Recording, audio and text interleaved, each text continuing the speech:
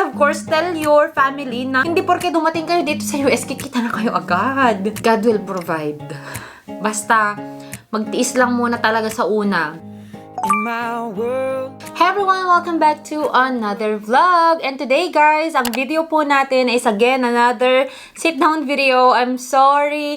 Gusto ko lang talagang tapusin tong mga ganitong bagay kasi I think it is very important para sa mga tao na magmamigrate. So, let me know down below if mas gusto nyo ba yung mga ganitong sit-down videos or mas gusto nyo yung parang nagva-vlog kami na may mga information kaming sinishare. Please let me know down below kasi naayos ko rin kung paano namin gagawin tong YouTube channel na to.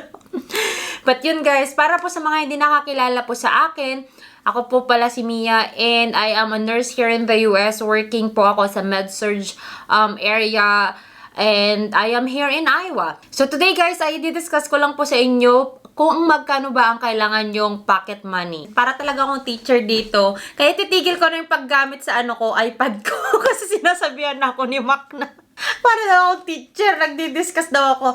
So ngayon guys, iba na naman po, ibang style naman yung gagawin natin. Nalagay ko na lang dito sa screen yung mga kailangan yung information.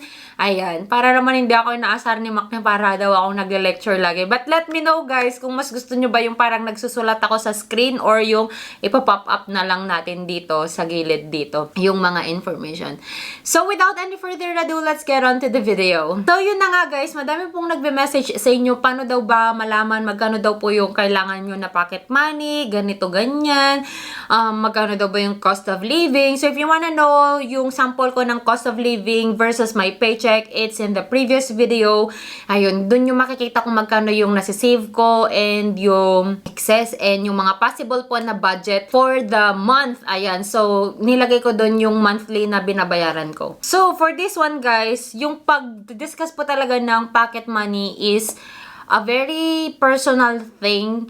Kasi iba-iba tayo ng pangangailangan, iba-iba rin tayo ng priorities. So sa akin ngayon guys, magbibigay na lang ako ng sample para sa single tsaka sa couple. So, ang first thing na kailangan nyong i-consider is the number of persons na darating po dito sa Amerika. Kung single, mas madali lang siya na bigyan ng pocket money. Pero kapag may anak, ayan, depende rin sa age ng bata din kasi guys, kung ano ba yung pangangailangan ng mga bata. So, kung mag-isa kayo, ayos lang yan. Ibibigay ko yung sample ng computation. Lagi na lang po tayong may computation para sa budget po ninyo or sa pocket money ninyo. If kapag ang kasama nyo naman is school-age children, syempre pupunta yan sila sa school, you might want to consider kung ano yung school zone ninyo, yung magkano yung mga price range ng school. Parang dito sa amin, yung friends dito sa Ida Grove, parang yung binayaran lang nila is wala pang $50 for 1 year na siya. Nasa public school, tapos tinignan nila maganda rin naman yung rating ng school, 8/10. So, you might want to consider kung ano yung zoning ninyo kasi kung public school nyo i-enroll yung bata, kung ano lang yung available sa zone ninyo, yun lang yung pwede niyang enrollan. Hindi kasi pwedeng, gusto ko sa public school sa ganitong town, ito-drive ko na lang yung anak ko. Hindi siya pwedeng ganun. Kung hindi ninyo yung zone, hindi kayo pwedeng pumunta doon na mag-enroll. Unless kapag private school. Consider nyo yung magkano ba yung kailangan ninyong bayaran sa school. And of course, yung mga vaccination nila, dental check-up, tsaka check-up, ganun. Kasi may check-up sila bago sila makapag-enroll. Pwede nyong tingnan kung anong age yung pwede nang iwan yung bata sa bahay. Dito sa Iowa, legally, kailangan 8 years old yung bata para pwede mo siyang iwan sa bahay na mag-isa. Pero kung yung anak nyo, hindi nyo naman na-train na mag-isa, yun lang. Yun yung mahirap. Kaya as much as you can, dapat habang nasa Pilipinas kayo, tinuturoan nyo na yung bata kung paano ba yung magpainit sa microwave. Kasi nung bata ako, naalala ko, 5 years old ako, nagsasayang na ako ng kanin.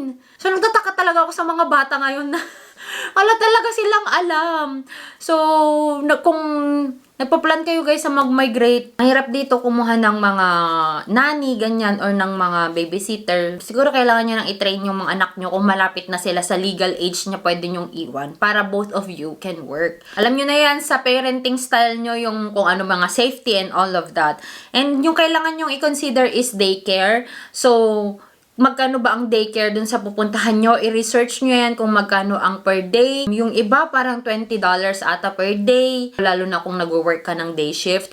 Ang problema naman guys, kapag nag-work ng night shift, wala kang pwedeng pag-iwanan na daycare. Kasi ang mga daycare, they usually open 6 or 7 a.m. hanggang 6 p.m. lang. So, kailangan makuha mo na yung anak mo before mag-close yung daycare. So, dapat may mapag-iwanan ka na it's either kamag-anak or babysitter, ganyan. So, yun din, kailangan yung i-consider yun.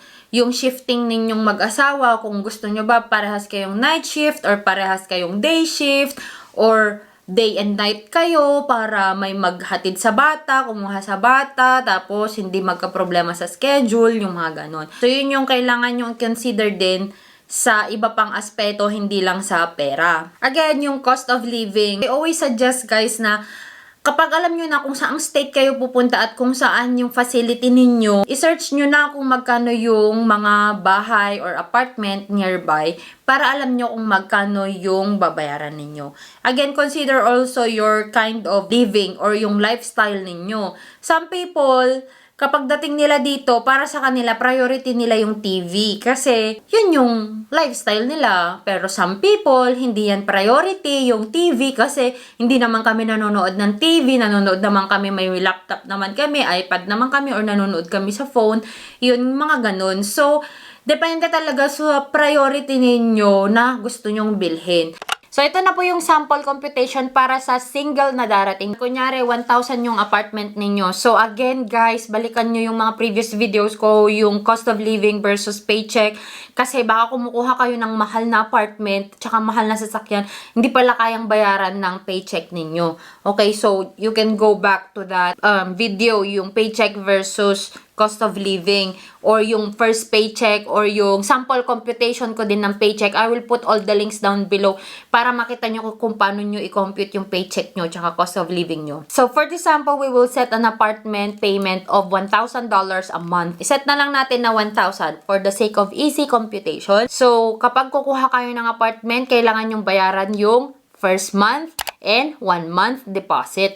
Legally, they can ask for 2 months deposit and 1 month na payment. Dito, magbayad ka ng January 1 or ng December 31 para sa pag-i-stay mo sa January. Ganon. Yung parang nag-book ka lang ng hotel, bayaran mo muna bago ka mag-stay. Parang ganon. Magbabayad ka ng 1,000, kung minalas ka, ang kailangan nila is 2 months deposit, di 3,000 na yon. So, for the sake of this computation, we will do 2,000 na deposit, 2 months deposit. Pag ako kasi guys, nagpre-prepare ako for something, I always prepare for the worst. So, ang worst scenario natin dito is 2 months deposit yung hihingiin sa inyo ng manager. 2,000 yung deposit. And then, of course, you will be needing a bed. Kasi very necessary ang bed. So, sa akin guys, hindi kami nag-bed frame nung una. Ang meron lang ako nun is bed mattress. Memory foam siya. Ayan, hindi kami nag-bed frame. Actually, hindi dapat talaga kami bibili ng bed frame. Pero ngayon kasi parang nahilo ako pag tumatayo ako, nahihirapan ako. Kaya kailangan na namin ng bed frame. Pero, itong mga friends dito guys, mga Filipinos in town, hindi uso ang bed frame. So, kung gusto nyo makatipid, mag-bed mattress muna kayo. Ang queen size ngayon is $300 na. For the basic shopping for your kusina, bathroom, tsaka gamit sa bed like your pillowcase, bed sheet, blanket, towel. Tapos yung mga rice cooker nyo, lutuan, pots and pans, kutsara, tinidor, plato, baso, cup, ayan. So, mag-set tayo dyan, guys, ng $400.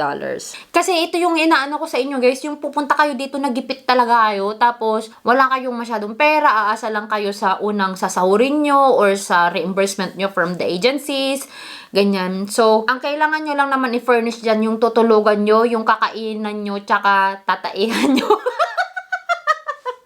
And then, for the first month din ninyo is $300 for the food. Kasi, syempre, hindi nyo pa yan alam yung mga kung ano yung mga mura. So, kahit mag-isa kayo for sure, ang dami nyong mabibili dyan na mas mahal siya kasi hindi nyo pa nahanap kung ano yung mga brands na mura. Kaya panoorin nyo yung mga haul ko. Charot!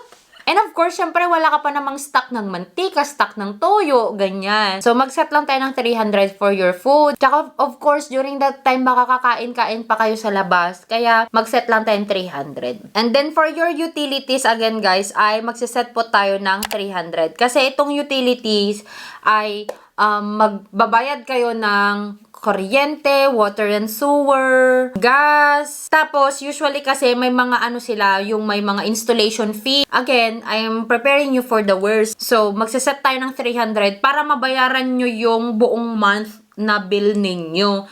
Kasi, hindi lang naman yung deposit yung babayaran nyo pati yung at the end of the month, like for example, your bill for the January bill. And then, for your phone line, kung may cellphone kayo sa Philippines like Samsung, iPhone, Vivo, Puera, Huawei. Huawei, hindi nagwo-work dito yon, hindi yan gagana. Realme, parang hindi namin napagana ang Realme. Yan. So, kung may mga cellphones naman na kayo guys, mag-a-apply lang kayo for SIM card, ayan, sa phone line ninyo. So, kung may ka-share kayo, like for example, meron kayong mga kasama na gusto nyong mag-share kayo, pwede yon. Or kung may kamag-anak kayo na pwede nyong kausapin na, tita, pwede po bang idagdag nyo po ako sa ninyo, phone line ninyo, and then I will just Venmo or PayPal you the account, or isend ko na lang sa bank account po ninyo yung payment. Eh di, well and good kung papayag sila. Kasi mas doon kayo makakamura, guys. Pero mag-set pa rin tayo ng $80 to $100 kasi malay mo yung cellphone mo hindi rin gumana.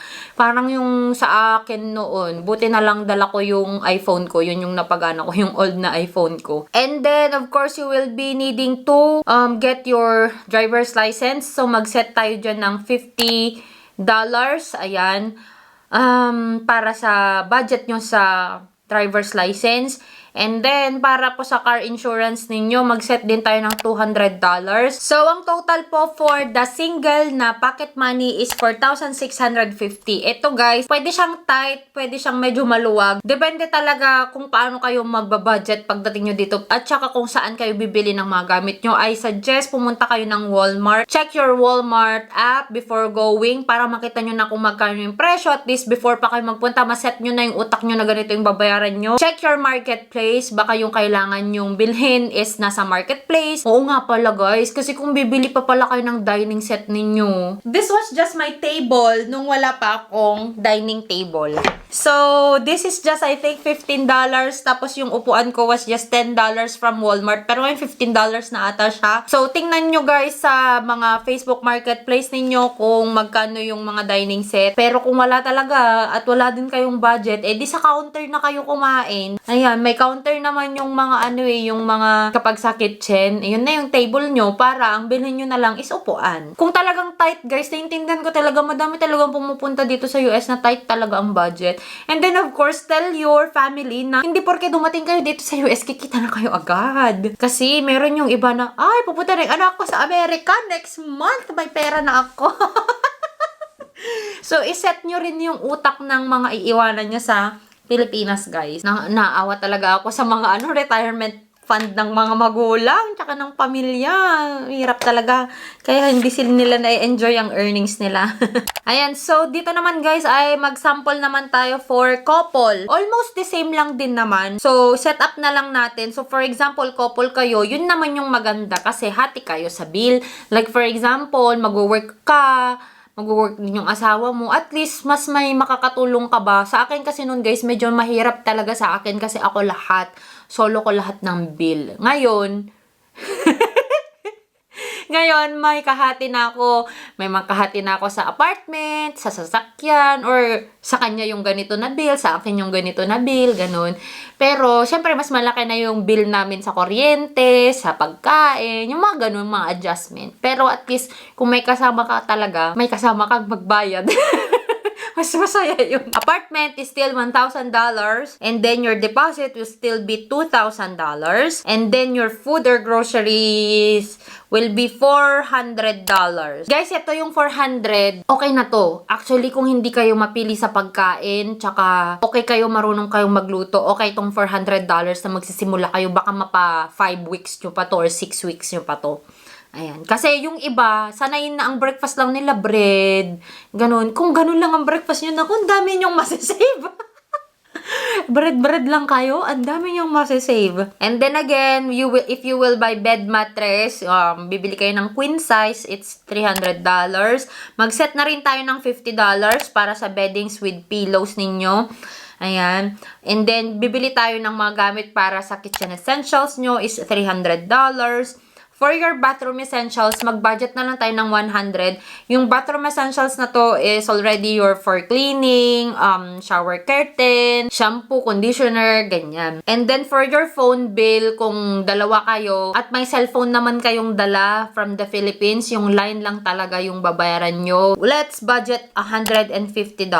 And then para po sa utilities ninyo, mag-budget din po tayo ng $300, just like the single one. The total is $4,600 yung kailangan nyo. Times natin yan sa 50. Ayan. Para makita nyo kung magkano sa peso. So, that will be 230,000 pesos. Oh my God. Ayan. 230,000 pesos. Pero yung guys, ngayon na nakita nyo kung ano yung suggestion ko na dalahin nyo, pagdating nyo dito, wag naman kayo mapanghinaan ng loob. Ay, wala akong pera, papunta ng Amerika, wag na lang ganyan. Guys, God will provide.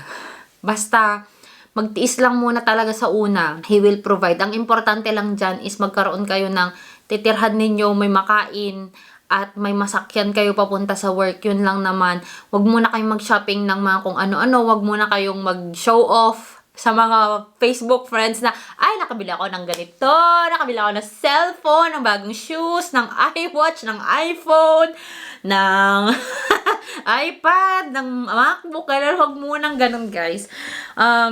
Tiis muna. Kasi yung konting tiis mo na yan, magpe-pay off talaga yan, promise. Ako, dumating ako dito again. I always say this. Para siyang testimony na God is the best provider talaga. Dumating ako ng Amerika, $1,100 lang yung dala ko. Pero hindi naman ako pinabayaan ng Panginoon, hindi naman ako pinabayaan ng agency namin. So, it's good. Yun lang talaga pag direct hire ka, medyo mag-prepare ka ng ganito, lalo na kung wala ka namang makukuhang mga reimbursement. Ako kasi guys, bumawi ako sa mga reimbursements ko. I hope may natutunan kayo dito sa video na to. And again, mas ma-inspire pa rin kayo na pumunta dito sa Amerika at mag-save para sa future. Kasi kung nag-start na kayo sa application nyo guys, kung nagpirma na kayo ng contract, save na rin kayo para sa future. Kasi yung inflation rate, mas lalo na naman yan tataas, mas lalong magmamahal na naman siya. So yun lang guys, thank you so much everyone for watching this video. And if you haven't followed me yet on my Instagram and on my Facebook, the name is Joy of Mia. And I'll talk to you guys on my next one. Bye! I think it's sweet, she sometimes winks when she laughs. I like the way she dances barefoot in the grass. Yeah, we get along alright. 'Cause I've been dating me my whole life. After